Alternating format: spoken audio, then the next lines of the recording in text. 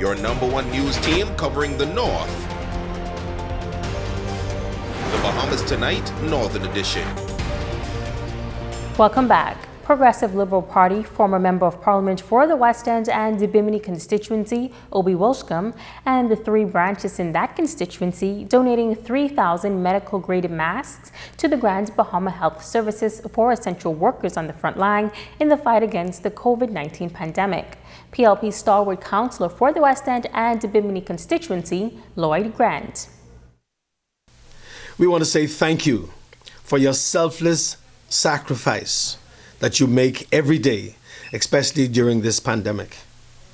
Your dedication, commitment, and courageous actions deserves our deepest gratitude and admiration.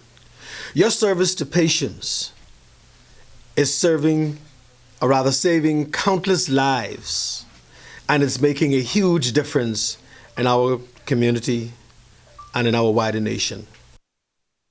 Grand Bahama Health Services Administrator Sharon Williams saying a big thank you for the donation.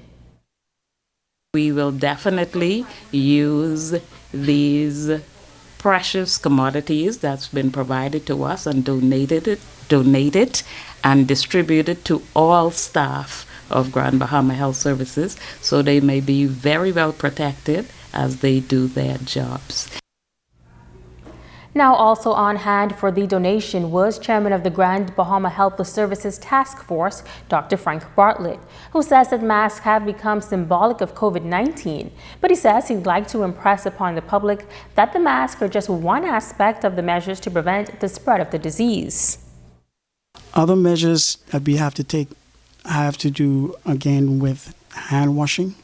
It becomes very, very important. Has to do with social distancing. We have to make sure that we maintain our environments in whatever area you're in that has to be cleaned. And more importantly, how we move about in the community. We are doing a good job with that, but we need to do better and we need to continue to do it. I would always mention, and I would continue to mention, that even though we have not had a significant increase in our cases, we still do not know the burden of disease in Grand Bahama. It behooves us as a community to practice and to continue to practice social distancing, pay attention to what we're doing in the community when we go to our stores and the other place that we have to frequent. Till such time that we have been able to determine what our burden of disease are, these measures have to be kept in place in order to minimize the spread of the disease within our community. You're watching the Bahamas Tonight, the Northern Edition. Don't go away.